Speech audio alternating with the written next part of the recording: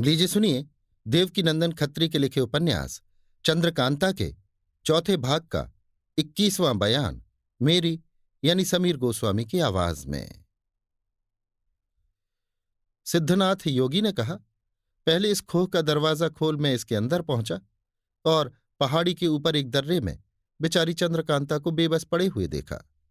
अपने गुरु से मैं सुन चुका था कि इस खोह में कई छोटे छोटे बाग हैं जिनका रास्ता उस चश्मे में से है जो खोह में बह रहा है। खोह के अंदर आने पर आप लोगों ने उसे जरूर देखा होगा, क्योंकि खोह में उस चश्मे की खूबसूरती भी देखने के काबिल है। सिद्धनाथ की इतनी बात सुनकर सभी ने हूं हां कह के सिर हिलाया। इसके बाद सिद्धनाथ योगी कहने लगे, मैं लंगोटी बांधकर चश्मे में उतर गया और चश्मे में इधर से उधर और उधर से इधर घूमने लगा। यकायक पूरब तरफ जल के अंदर एक छोटा सा दरवाजा मालूम हुआ। गोता लगाकर उसके अंदर घुसा। 8-10 हाथ तक बराबर जल मिला। इसके बाद धीरे धीरे जल कम होने लगा, यहां तक कि कमर तक जल हुआ। तब मालूम पड़ा कि ये कोई सुरंग है जिसमें चढ़ाई के तौर पर ऊंचे की तरफ चला जा रहा हूं। आधा घंटे चलने के बाद मैंने अपने को इस बाग में, जिसमें आप बैठे हैं, पश्चिम और उत्तर के कोण में पाया और घूमता फिरता इस कमरे में पहुंचा, हाथ से इशारा करके। ये देखिए दीवार में जो अलमारी है, असल में वो अलमारी नहीं दरवाजा है। लात मारने से खुल जाता है। मैंने लात मारकर ये दरवाजा खोला और इसके अंदर घुसा। भीतर बिल्कुल अंधकार था। लगभग 200 कदम जाने के बाद दीवार मिली। इसी तरह वहां भी लात मारकर दरवाजा खोला और ठीक उसी जगह पहुंचा जहां कुमारी चंद्रकांता और चपला बेबस पड़ी रो रही थी। मेरे बगल से ही एक दूसरा रास्ता उस चुनार गढ़ वाले तिलिस्म को गया था जिसके एक टुकड़े को कुमार ने तोड़ा है। मुझे देखते ही ये दोनों घबरा गई। मैंने कहा, तुम लोग डरो मत, मैं तुम दोनों को छुड़ाने आया हूं। ये कहकर जिस राह से मैं गया था उसी राह से कुमारी चंद्रकांता और चपला को साथ ले इस बाग में लौट आया। इतना हाल, इतनी कैफियत, इतना रास्ता तो मैं जानता था। इससे ज्यादा इस खोह का हाल मुझे कुछ भी मालूम न था। कुमारी और चपला को खोह के बाहर कर देना या घर पहुंचा देना मेरे लिए कोई बड़ी बात न थी, मगर मुझको ये मंजूर था कि ये छोटा सा तिलिस्म कुमारी के हाथ से टूटे और यहां का माल असबाब इनके हाथ लगे। मैं क्या, सभी कोई इस बात को जानते होंगे और सभी को यकीन होगा कि कुमारी चंद्रकांता को इस कैद से छुड़ाने के लिए ही कुमार चुनारगढ़ वाले तिलिस्म को तोड़ रहे थे। माल खजाने की इनको लालच न थी। अगर मैं कुमारी को यहां से निकालकर आपके पास पहुंचा देता तो कुमार उस तिलिस्म को तोड़ना बंद कर देते और वहां का खजाना भी यों ही रह जाता। मैं आप लोगों की बढ़ती चाहने वाला हूं। मुझे ये कब मंजूर हो सकता था कि इतना माल असबाब बर्बाद जावे और कुमार या कुमारी चंद्रकांता को न मिले।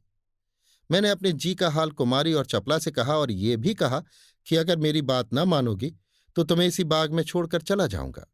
आखिर लाचार होकर कुमारी ने मेरी बात मंजूर की और कसम खाई कि मेरे कहने के खिलाफ कोई काम न करेगी। मुझे ये तो मालूम ही न था कि यहाँ का माल असबाब क्यों कर हाथ लगेगा और इस खजाने की ताली कहाँ है, मगर ये यकीन हो गया कि कुमारी जरूर इस तिलिस्म की मालिक होगी। इसी फिक्र में 2 रोज तक परेशान रहा।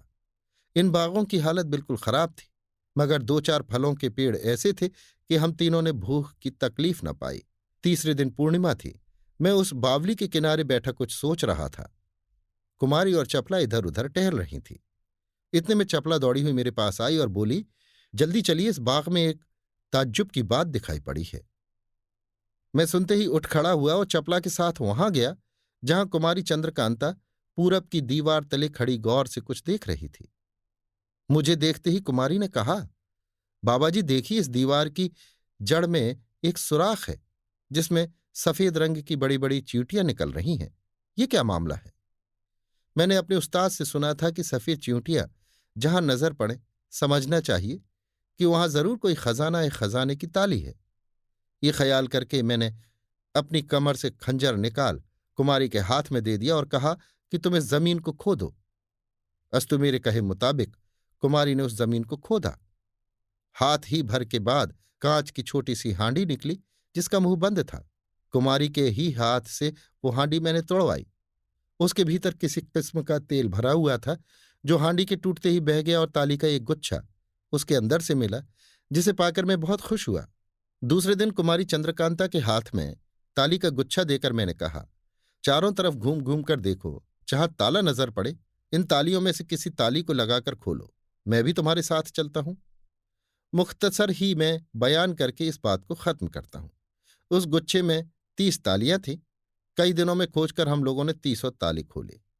3 दरवाजे तो ऐसे मिले जिनसे हम लोग ऊपर ही ऊपर इस तिलिस्म के बाहर हो जाएं। 4 बाग और 23 कोठरियां असबाब और खजाने की निकली, जिनमें हर किस्म का अमीरी का सामान और बेहद खजाना मौजूद था। जब ऊपर ही ऊपर तिलिस्म से बाहर हो जाने का रास्ता मिला, तब मैं अपने घर गया और कई लौंडियां और जरूरी चीजें कुमारी के वास्ते लेकर फिर यहां आया। कई दिनों में यहां के सब ताले खोले गए। तब तक यहां रहते रहते कुमारी की तबीयत घबरा गई। मुझसे कई दफे उन्होंने कहा कि मैं इस तिलिस्म के बाहर घूमना फिरना चाहती हूं। बहुत जिद करने पर मैंने इस बात को मंजूर किया। अपनी कारीगरी से इन लोगों की सूरत बदली और 2-3 घोड़े भी ला दिए, जिन पर सवार होकर ये लोग कभी कभी तिलिस्म के बाहर घूमने जाया करती। इस बात की ताकीद कर दी थी कि अपने को छिपाए रहें, जिससे कोई पहचानने ना पावे। इन्होंने भी मेरी बात पूरे तौर पर मानी और जहां तक हो सका अपने को छिपाया। इस बीच में धीरे धीरे इन बागों की भी दुरुस्ती की गई। कुंवर बीरेंद्र सिंह ने उस तिलिस्म का खजाना हासिल किया और यहाँ का माल असबाब जो कुछ छिपा था कुमारी को मिल गया। जयसिंह की तरफ देखकर, आज तक ये कुमारी चंद्रकांता मेरी लड़की या मालिक थी। अब आपकी जमा आपके हवाले करता हूं। महाराज शिवदत्त की रानी पर रहम खाकर कुमारी ने दोनों को छोड़ दिया था और इस बात की कसम खिला दी थी कि कुमार से किसी तरह की दुश्मनी न करेंगे। मगर उस दुष्ट ने ना माना। पुराने साथियों से मुलाकात होने पर बदमाशी पर कमर बांधी और कुमार के पीछे लश्कर की तबाही करने लगा। आखिर लाचार होकर मैंने उसे गिरफ्तार किया और इस खोह में उसी ठिकाने फिर ला रखा जहां कुमार ने उसे कैद करके डाल दिया था। अब और जो कुछ आपको पूछना हो पूछिए, मैं सब हाल कह आप लोगों की शंका मिटाऊं।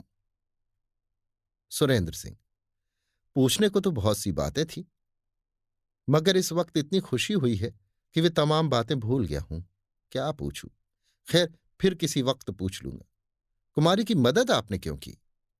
जयसिंह, हां, यही सवाल मेरा भी है, क्योंकि आपका हाल जब तक नहीं मालूम होता तबीयत की घबराहट नहीं मिटती।